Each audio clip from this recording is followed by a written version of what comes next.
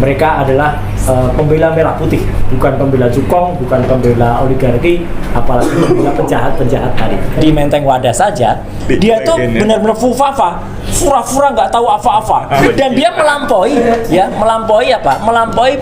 kekuasaan atau melampaui wewenang presiden. Jadi harusnya DPR kita tuh harus berani untuk melakukan pemakzulan. Musuh kita adalah di dalam, dan itu harus hati-hati, musuh kita adalah fufafa.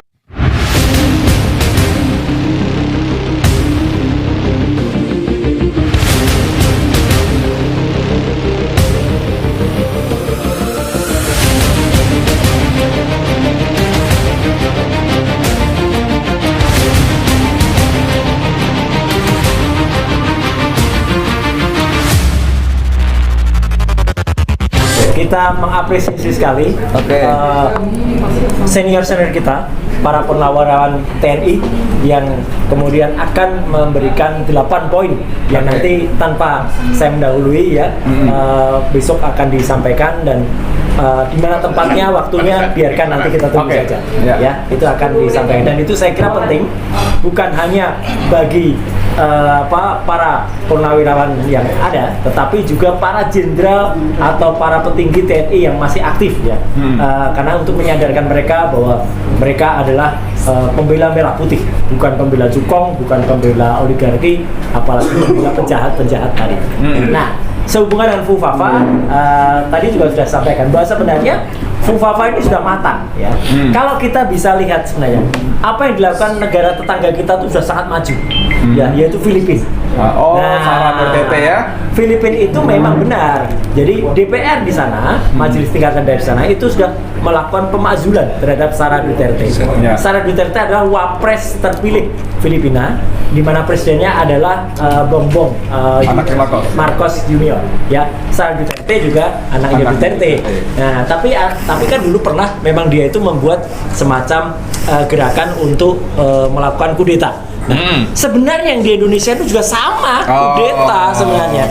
Jadi artinya itu kita tegaskan bahwa bukan hanya kelakuannya fufafa 10 tahun yang lalu atau bahkan kita tarik mundur 5-10 tahun, tapi apa yang dilakukan hari-hari ini itu sebenarnya sudah cukup. Kalau nanti ahli-ahli tata negara ya, bisa di sini ada Mas Refli Harun, ada juga Mas Ferry, ada juga Mbak Fitri, itu juga akan menyampaikan sebenarnya sudah sah untuk dia itu pantas dianggap melakukan tindakan yang tidak terpuji atau bahkan tercela. Antara lain apa?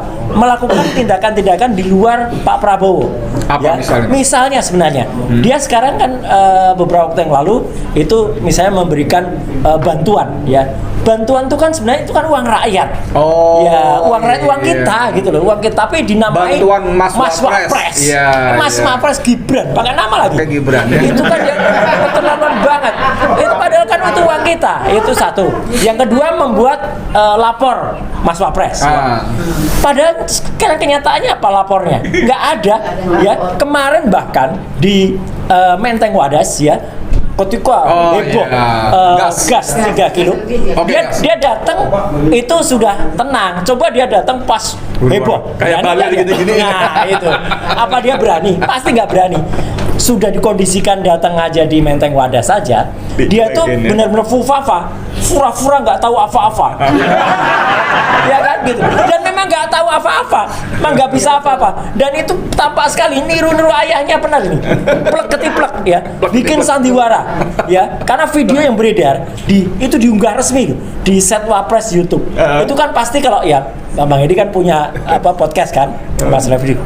Itu kan pasti sudah diedit, sudah ditampilkan betul mana yang ditampilkan, sudah dipilih. Hasil pilihan. Nggak mungkin kan kalau itu ternyata dari situ aja udah ketahuan bahwa dia itu hanya bergaya, seolah-olah bilang kalau nanti kalau ada apa-apa lapor ya. Yang diajak ngomong nggak ada. Yang kemudian dia, padahal dia tuh yang lewat ada tabung gas yang diajak ngomong. Kalau ada bapak lapor. Iya, bapak-bapak ada yang berpeci putih lewat, ada juga semua lewat di depan kayak nggak dianggap aja. Kan kita kan rugi besar negara ini. Dan dia melampaui melampaui kekuasaan atau melampaui wewenang presiden.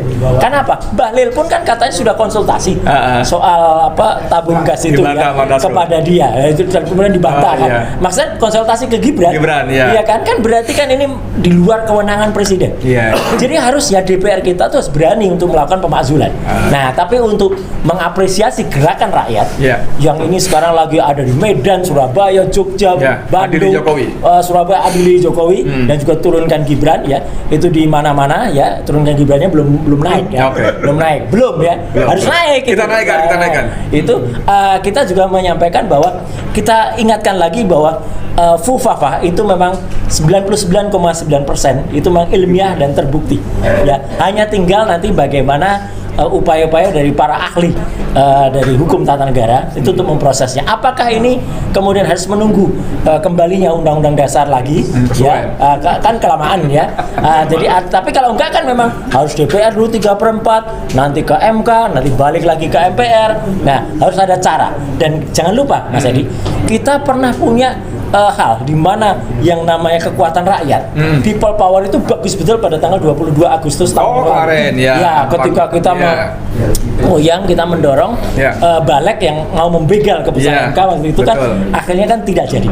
Ini harus terjadi. Bukan berarti kerusuhannya, bukan. People power tidak berarti kerusuhan. Sama dengan coretan yang ada di dinding-dinding itu vandalisme. Bukan vandalisme.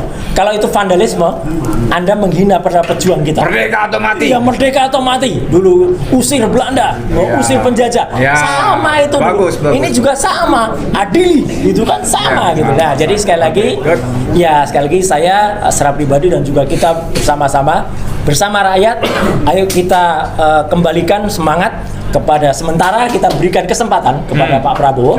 Ya, jangan lupa ini kita tuh dalam rangka juga mendukung dalam tanda kutip hari-hari ini. Kenapa? Kalau Pak Prabowo ada apa-apa, ya maka yang naik adalah Fufafa. Jangan lupa loh, kalau yang naik Fufafa itu berarti bisa dibayangkan, dan ini yang memang sudah ditunggu oleh yang bersangkutan. Jadi musuh kita terbesar bukan dari luar. Kalau Bung Karno mengatakan musuh itu ada di luar, sekarang tidak. Musuh kita ada di dalam. Musuh kita ada di dalam dan itu harus hati-hati. Musuh kita adalah Fufafa.